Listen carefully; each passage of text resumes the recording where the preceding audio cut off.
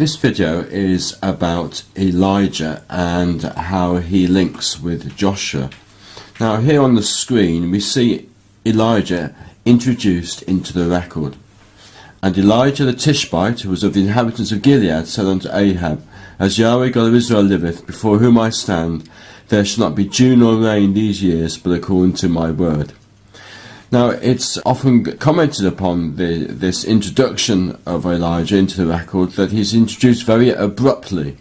There's no mention, for example, of his parents, and it's just very abruptly introduced into the record.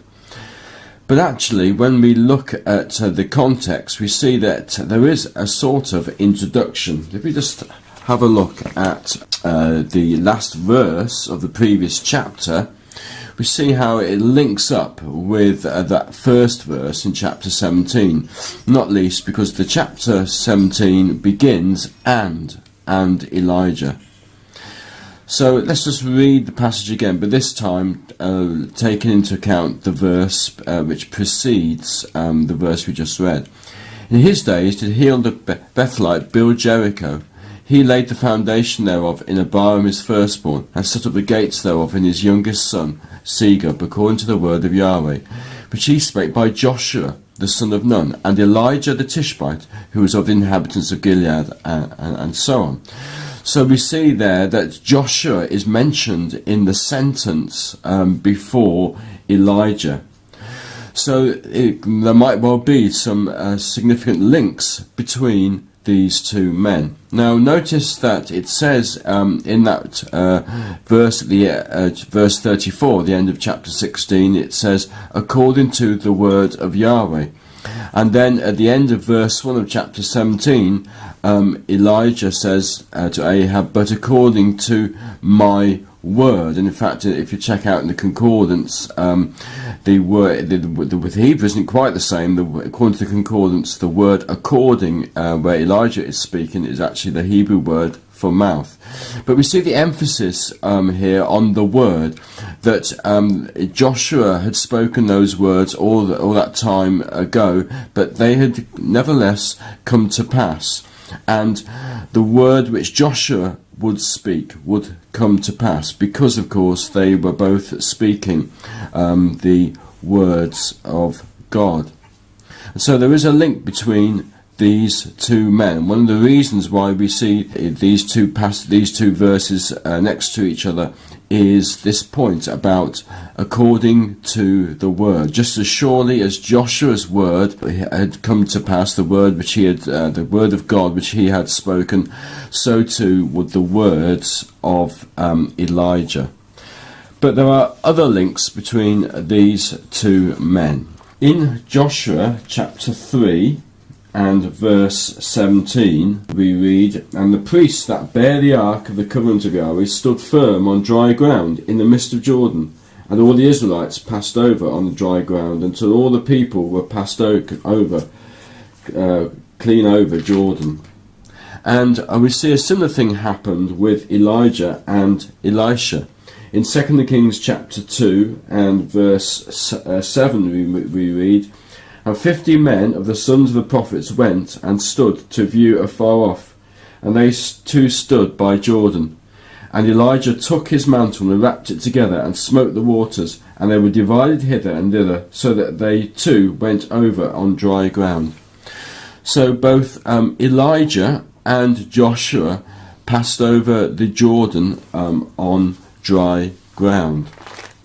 In Joshua chapter 4 and verse 8 we read, And the children of Israel did so as Joshua commanded, and took up 12 stones out of the midst of Jordan, as Yahweh spake unto Joshua, according to the number of the tribes of the children of Israel, and carried them over with them unto the place where they lodged, and laid them down there.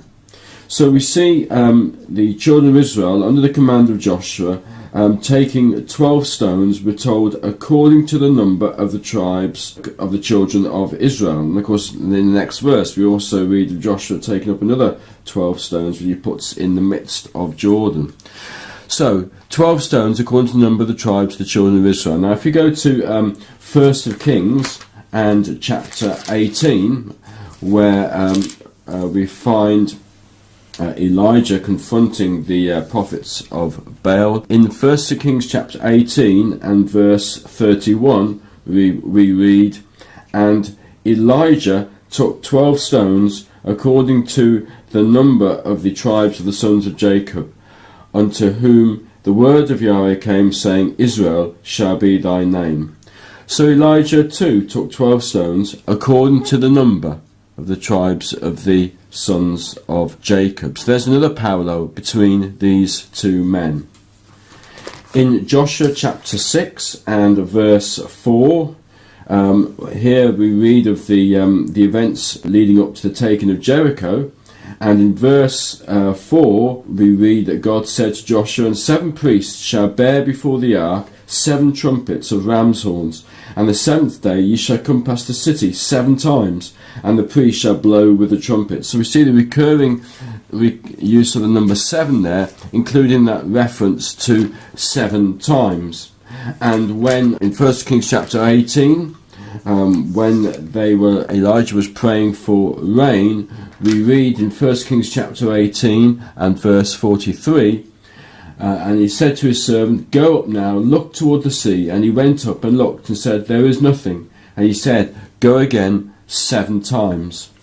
So we see several specific links between Joshua and Elijah. So what's the significance of these links? Well, we've already seen this significance in relation to the Word of God, the importance of the Word of God and how it would come to pass. And of course later on Elijah would hear the still small voice of God. There's another link as well, because here, because one of the key things that Joshua did was to bring the people into the land so that they could inherit the land. So in Deuteronomy 3 verse 28 we read of how God said that Joshua would cause them to inherit the land. Then later on in Joshua chapter 11 and verse 23 we read, "So Joshua took the whole land according to all that Yahweh said unto Moses, and Joshua gave it for an inheritance unto Israel." Now later on we find Elijah watching over this inheritance. And so in 1 Kings chapter 21, when Ahab was trying to obtain the vineyard of Naboth, we read, "And Naboth said to Ahab, Yahweh forbid it me that I should give the inheritance of my fathers unto thee." And then later on God said to Elijah, "Arise, go down to meet Ahab king of Israel, which is in Samaria. Behold, he is in the vineyard of Naboth, whither he is gone down to possess it. And thou shalt speak unto him, saying, Thus saith Yahweh, hast thou killed and also taken possession?" So Joshua brought in the children of Israel into the land and caused them to inherit it. And later on, Elijah, one of his roles was to watch over this possession and to deal with Ahab when he sought to gain possession of part of the land wrongfully. So we see then that there are several links between Joshua and Elijah. When we read of Elijah being introduced into the record in 1 Kings chapter 17, let's not forget to take heed to the last verse of the previous chapter where it speaks of Joshua. The 1 Kings 17 begins with the word and that shows that there is indeed a link between Joshua and Elijah.